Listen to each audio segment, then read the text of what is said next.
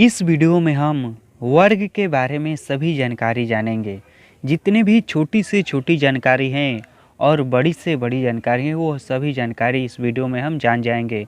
वर्ग के बारे में जितने भी अब तक पढ़ना है, जीरो लेवल से लेकर हाई लेवल तक, वह सब जानकारी इस वीडियो में हम जान जाएंगे और बिल्कुल आसान भाषा में जानेंगे, अपने भाषा में जानेंगे। जैसे मान लीजिए वर्ग की परिभाषा क्या है, वर्ग का क्षेत्रफल क्या है, वर्ग की परिमाप क्या है, वर्ग की कितनी भुजा होती हैं, ये सब जितनी भी जानकारी है वर्ग के बारे में वो सब इस वीडियो में जान जाएंगे। और न केवल जानेंगे बल्कि इसी वीडियो में आपको सब कुछ अच्छे से याद भी हो जाएगा। इतना आसान तरीका से बताऊंगा, तो वीडियो को बिना स्किप किए हुए, बिना भगाए हुए इसको अंत तक देखिए। यदि वर्ग के बारे में सब कुछ जानना है तो सबसे पहले हम समझते हैं कि वर्ग की परिभाषा क्या है, क्योंकि किसी भी चीज़ की शुरुआत तो उसके परिचय से ही होगी। तो सबसे पहले हम जान लेते हैं कि वर्ग कहते किसे हैं, वर्ग होता क्या है। तो देखिए, वर्ग एक प्रकार का चतुर्भुज है। ठीक, अब हो सकता है आप लोग चतुर्भुज नहीं जानते होंगे, तो देखिए, चार रेखा खंडों से घिरी हुई बंद आकृति को चतुर्भुज कहते हैं। इस तरह से एक रेखाखंड हो गया, दो हो गया, तीन हो गया और चार रेखाखंड हो गया, और इससे घिरी हुई जो बंद आकृति होती है किसी भी तरह का, तो उसे चतुर्भुज कहते हैं। ठीक, तो वर्ग भी एक प्रकार का चतुर्भुज है, लेकिन यह कैसा चतुर्भुज है उसको समझिए। देखिए, वैसा चतुर्भुज जिसके सभी भुजा आपस में बराबर हो उसे वर्ग कहते हैं। देखिए, जो वर्ग की भुजा होती हैं वह सभी भुजा आपस में बराबर होती हैं। देखिए, इस तरह से यह जो वर्ग की भुजा हो गई, यह सभी भुजा आपस में बराबर होती हैं। मान लीजिए यह 2 सेंटीमीटर का है ना, तो यह भी 2 सेंटीमीटर का होगा और यह भी 2 सेंटीमीटर का होगा और यह भी 2 सेंटीमीटर का होगा। इस तरह से कहने का मतलब हुआ कि उसके जितने भी भुजा होगी वह सब एक समान होगी, तो वह एक वर्ग होता है। और देखिए, और एक खास बात है, इसके अंदर जो कोण बनता है वह 90 डिग्री का कोण बनता है। कितना का कोण बनता है? 90 डिग्री का कोण बनता है। तो देखिए, इसके परिभाषा में यदि और इसको बेहतर बनाना चाहते हैं तो इस तरह से भी बोल सकते हैं कि वैसा चतुर्भुज जिसके सभी भुजा आपस में बराबर हो तथा उसके अंदर बनने वाले प्रत्येक कोण 90 डिग्री का हो, उसे वर्ग कहते हैं। वर्ग की परिभाषा अच्छे से समझ में आ गया। देखिए, जब कोना बनता है ना तो वहीं पर 90 डिग्री का बनता है कोण। दीवार का कोना देखे होंगे तो वहाँ पर जहाँ पर कोना बनता है ना वहाँ पर 90 डिग्री का कोण बनता है। ठीक, वर्ग में भी ऐसा ही होता है, इसके प्रत्येक कोना पर 90 डिग्री का कोण बनता है। यहाँ भी बनेगा, यहाँ भी बनेगा और यहाँ भी बनेगा। और इसकी जो सबसे मेन पहचान है, मेन गुण है, वह यह है कि इसके जो सभी भुजा होते हैं वह आपस में बराबर होते हैं। हमने वर्ग की परिभाषा को अच्छे से समझ लिए, जान लिए कि वर्ग कहते किसे हैं। ठीक, तो अब देखिए, एक छोटा सा प्यारा सा वर्ग का चित्र बना लेते हैं और उसके बाद इस पर हम प्रश्न लेकर समझेंगे और सूत्र, जितने भी सूत्र हैं वर्ग से संबंधित, उन सभी सूत्रों को हम देखेंगे। तो देखिए, यह एक वर्ग हो गया और वर्ग का जो सबसे मुख्य पहचान है, गुण है, वह क्या है कि इसके जो सभी भुजा होता है वह आपस में बराबर होता है। तो इसका हम कोई भी एक नाम दे देते हैं। मान लीजिए इसका नाम हमने दे दिया ABCD, इस तरह से। देखिए, इससे पहले हमने एक आयत के बारे में वीडियो बनाया था। यदि आप आयत के बारे में नहीं जानते होंगे तो इस वीडियो को देखने के बाद उस वीडियो को देख लेना, उसमें अच्छे से हमने बताया था कि आयत किसे कहते हैं। फिलहाल इसको समझिए कि वर्ग क्या है। तो देखिए, हमने एक वर्ग का चित्र बना दिया ABCD। यदि वर्ग का एक लाइन में लिखना हो तो हम इस तरह से लिख देंगे, एक छोटा सा वर्ग का सिंबल दे देंगे और यहाँ पर लिख देंगे ABCD। इस तरह से वर्ग का नाम लिखा जाता है। तो साथ में यह भी सीख लीजिए कि इसका नाम किस तरह से लिखा जाता है। ठीक, तो हमने एक वर्ग का चित्र बना दिया। और वर्ग का जो सबसे मेन गुण क्या होता है, वह होता है कि इसके जो सभी भुजा होता है वह एक समान होता है, यानी कि इसके सभी भुजाओं की लंबाई एक समान होती है, एक ही होती है। तो मान लीजिए इसकी लंबाई है 5 सेंटीमीटर। ठीक, तो यह भी कितना का होगा? 5 सेंटीमीटर। और यह भी उतना का ही होगा और यह भी होगा 5 सेंटीमीटर का। ठीक, तो इस तरह से वर्ग हो गया और इसका हमने नाम दे दिया। अब जो हमारा मेन काम है वह अब सूत्र को समझिए, क्योंकि सूत्र से ही प्रश्न आता है और प्रश्न जब आएगा तो सूत्र से ही सॉल्व होगा। तो देखिए इसमें प्रश्न क्या आता है।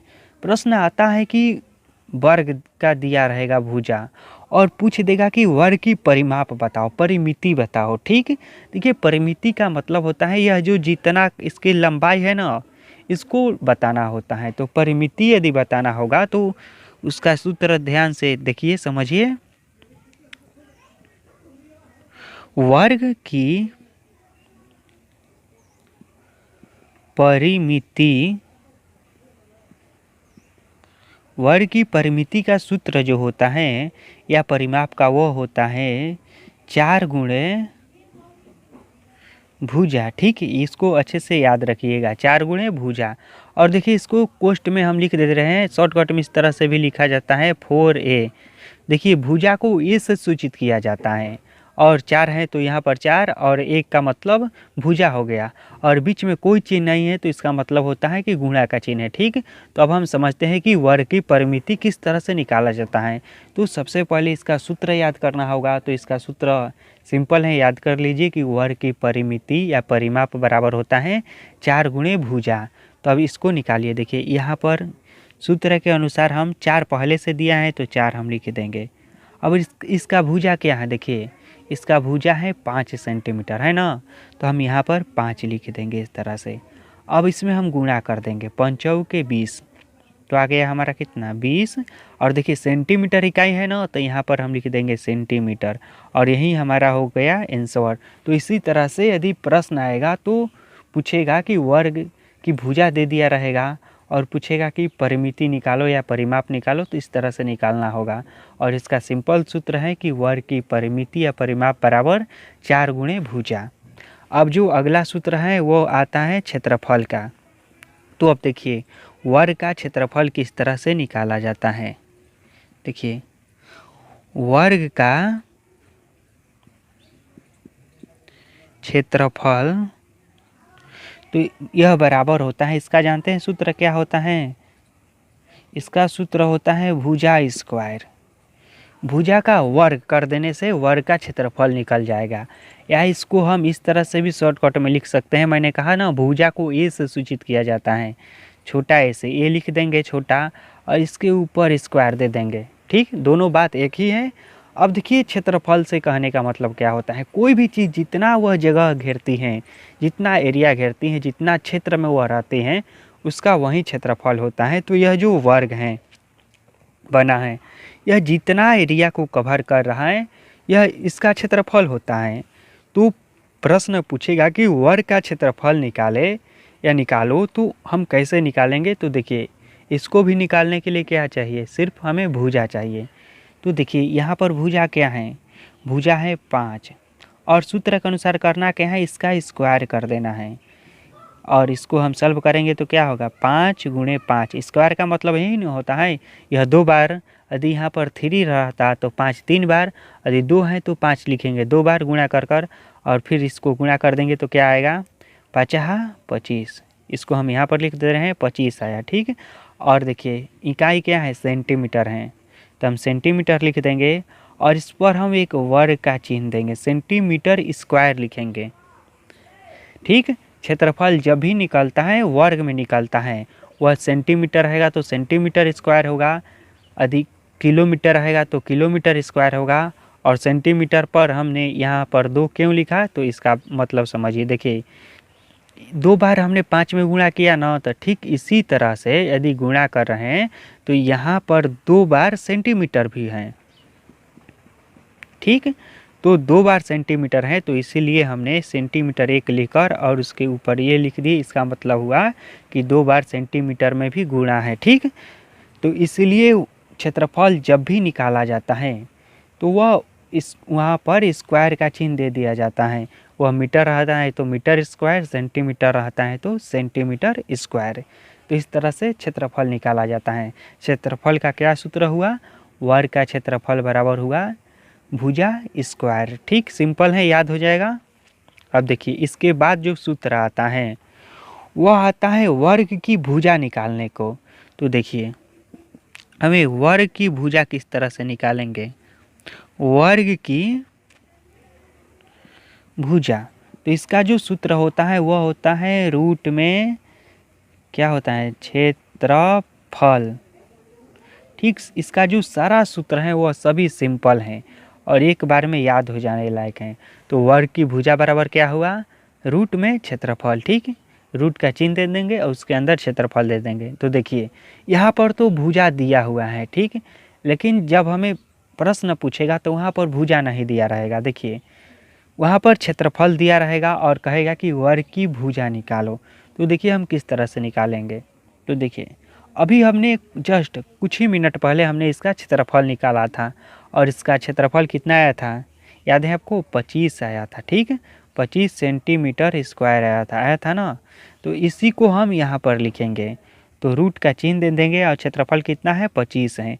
तो हमने यहाँ पर 25 लिख दिया। अब देखिए यह जो सेंटीमीटर इसमें लगा है इसका हिसाब लास्ट में होता है, इसको हम अभी नहीं लिखेंगे। ठीक, तो देखिए यह 25 है। ठीक, तो वर्ग का रूट का मतलब जानते हैं क्या होता है। देखिए रूट का मतलब होता है कि इस तरह से यदि इसको हम स्क्वायर कर देंगे या किसी भी तरह से ऐसा अंक ला देंगे जो 2 हो, एक ही अंक यदि 2 बार आता है तो एक अंक बाहर निकल जाता है।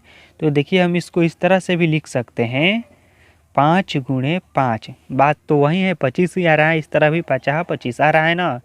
तो यदि हम रूट का नियम होता है कि यदि कोई भी अंक रूट के अंदर 2 बार है गुणा में कर तो रूट का चिन्ह हट जाएगा और अंक 1 हो जाएगा।